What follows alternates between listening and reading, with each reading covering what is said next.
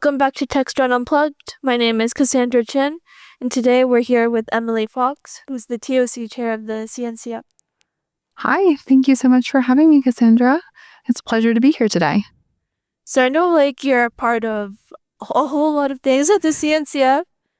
I would like to learn more about the things you're a part of. Okay, so I am the chair of the Technical Oversight Committee. It's a group of 11 technologists whose responsibility is to assist and support our projects within the ecosystem to make sure they're healthy, to provide guidance around how do we engineer our projects to be robust and resilient so that we can encourage adopters to integrate them within their infrastructure and architectures. As part of my role on the TOC, I am also the liaison to the Technical Advisory Group on Environmental Sustainability and the Technical Advisory Group for Contributor Strategy. But I'm often showing up in a lot of different places beyond just those official roles.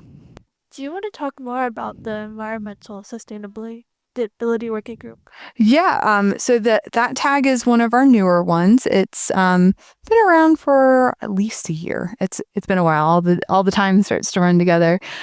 They're focused on increasing awareness and efficiency of cloud native projects. There is within the European Union a heavy and increased focus and regulation on environmental sustainability and carbon footprint of computing technologies. And in the US, we don't quite have the same thing. So what we're trying to do with projects through that group is allow them to better understand what their CPU utilization is, what their software carbon intensity footprint actually is, and see if there are different configurations or options for deployment that reduces the carbon intensity of cloud native projects for the benefit of all adopters. But what a lot of people don't realize is if you're designing your systems and programming them to be efficient in the use of your cloud resources, not only are you helping the environment, but you're also potentially getting cost savings back in doing that. And that's really where the US market is finding a lot of value in those technologies, whether or not they realize it yet. There's a lot of working groups, but how do you join or contribute? Well, first off is showing up to any of the technical advisory group meetings, finding a topic of interest to you. We have, like you said, a lot of different working groups within our CNCF tags. Within environmental sustainability, there's the Green Reviews Working Group, who's working specifically on that software carbon intensity measurement for cloud native projects. Within Tag Contributor Strategy, we have our Deaf and Hard of Hearing Working Group, who has been fabulous to see them show up to KubeCon. We have our... You'll be interviewing them, right? Yes. Catherine Paganini has been great. She's a force to be reckoned with within that group. There's also the BIPOC working group, Black and Indigenous People of Color. They tried starting a blind and visually impaired working group. We're trying to identify more individuals in the community to join that one. Within tag security, there's software supply chain, but really all it is have an interest in an area, or even if you're not sure what specifically you want to focus on, show up to a tag meeting first, ask some questions, ask about the working groups and what it is that they're focused on, and then start showing up to meetings and asking more questions and seeing where you can help out or join the conversation. It almost reminds me of a school club. That's kind of like what they are. So if you're familiar with the culture of like school clubs and after school kind of activities, that's a lot of what these are. It's groups of like-minded people or people coming to learn in a healthy and inclusive and inviting space to either advance their careers or advance their knowledge or even share what it is that they have and mentor and guide others along the way. It sounds really great that we have all these programs. Yes, it is. The CNCF is one of the more unique Linux Foundation projects in that we're very community-centric. It's one of the things that I hear the most about when I talk to individuals in the community is how welcome and how accepted they feel, and more than just ticking a compliance checkbox, if you will. It's actually genuinely interested in having you come, having you participate, helping with a PR review, leading or facilitating a meeting, engaging in conversation, and connecting with others. This is probably my 5th KubeCon, and I've definitely seen that over the past couple years. Yeah. Really, I feel welcome here. That's great to hear. We, as a former co-chair for the event, we've often struggled to find ways in which we can allow new attendees to the conference that are overwhelmed how do they find their path and navigating both the conference for the first time, but also the community after that, and following up with those individuals that they meet in the hallway track, for instance. That's why we started things like ContribFest, which is a place for cloud native projects to hold special sessions and invite potential contributors in to learn about the project and get hands-on in fixing some of the bugs or features, or even collaborating on a new enhancement proposal to a project, for instance. It's a wonderful way of kind of getting your feet wet in the ecosystem in a comfortable place where everybody is learning. Do you want to talk more about the cloud native ecosystem and how all these projects work? I can certainly do that. So we have over 200 projects within CNCF. I think the last number was 209, was what I saw. We have 3 different levels within CNCF. Sandbox projects are new, early, innovative, experimental projects. They come into the ecosystem. It's a low barrier to entry. We just ask a few questions, make sure you're cloud native. From there, sandbox projects can grow to maturity, and then they can apply to become incubating projects, which is when they're a little bit more robust in their engineering practices. They have semantic versioning in their releases, or some form of versioning in their releases. They have a good contributor guide. They have good open governance that informs new contributors how to come into the community and get started. They also allow that's the first time that we start our adopter interviews, as well as understanding how is the open source project being consumed by entities, financial services organizations, cloud service providers, things of that nature, and it allows us to kind of assess what's going on and then providing that feedback to the project. From there, they go to graduation level, which is fully robust, highly mature projects that are very resilient. They're in widespread adoption at multiple companies and organizations around the world. And this is kind of the next. This is like the peak of cloud native for a project to be able to achieve. But not everybody gets there. Sometimes we do archive projects. They've tried something, it didn't quite work out, they didn't quite get adoption, or the maintainers moved on to something else. And we always celebrate those because we tried something, we learned, and that documentation is now available for the rest of the community to learn from and move forward. I think a lot of people and companies use these open source projects. So it's really great that the CNCF is there to really support the project and give it some stability. Yep, the CNCF doesn't just do it by itself. As you said, there's a lot of organizations that adopt and consume our open source projects, and there's a few of them that do give back either through engineering resources, maybe 5 to 10% of their work time to contribute and do feature fixes and changes back into projects. But there's always never enough. So we're always looking for organizations that are interested in this space but may have a little bit of trouble of understanding and navigating open source. How do I get started? How do I contribute to a project? What's a technical advisory group, and how do I get involved? Why would I get involved with those? We're always seeking them out, and we've created new programs like Zero to Merge is run by CNCF, which is a cohort program that runs periodically to allow engineers in the ecosystem to actually understand what it is to contribute to an open source project and how to do it. So we have a lot of great programs that invite people in.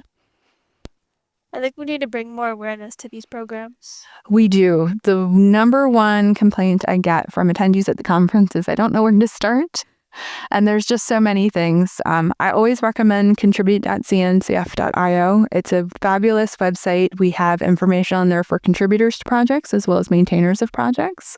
We even have an amazing accessibility page on there. So if you are, even if you're not in CNCF, if you're interested in inviting more underrepresented groups and promoting accessibility within your project or even your event, check out the accessibility portion of the website. There's a lot of wonderful resources there. I really love how much the CNCF supports accessibility and diversity. Yeah, for myself, we're currently in an open source recession where we see companies pulling back on either their investment in open source or their contributions to open source.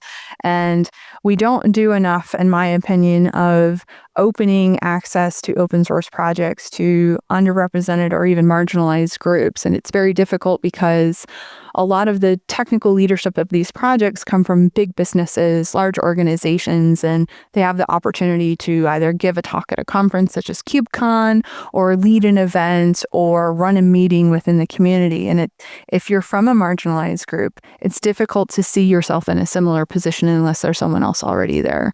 So what we try to do is create this space where people can find their people, their community in a way that is welcoming and allows them to just explore and discover different paths into leadership or into how do I jointly deliver a conference talk with somebody from the deaf and hard of hearing working group? How do I make that networking connection if you don't have those resources internal to your company? Because Cloud Native is an international and global community. We want to make sure that you not only are working with your colleagues in your business on an open source project, but that you're also being exposed to different perspectives and use cases that you will only get through open source. It's all very important. It is. And earlier you mentioned that the CNCF has a connection to other communities. Yes, we do have a lot of community members who either are participants in other open source foundations. For TAG Security and CNCF, several of the members there and even co-chairs participate in the Open Source Security Foundation. So you'll see a lot of security professionals at CNCF events and a lot of cloud native professionals at some of the security events that OpenSSF runs. There's also individuals that work between communities.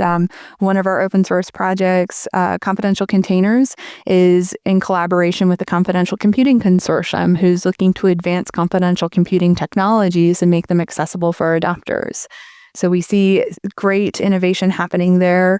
There's been more discussions with LFAI and data with our TAG Runtimes AI working group. So they've had some good discussions there. There is also the Chaos group. I just had a conversation with Dawn Foster from Tag Contributor Strategy about Chaos and what all they're doing and some awesome projects they have like Aspen and 8 Knot, which allow people to understand more about the health and the practices of open source projects. I'm sure there's a ton of them that I am forgetting, but there's at least one person in CNCF who's been here for a long time is involved in at least one other foundation or group. What are some of the benefits that you get from meeting with other foundations and groups?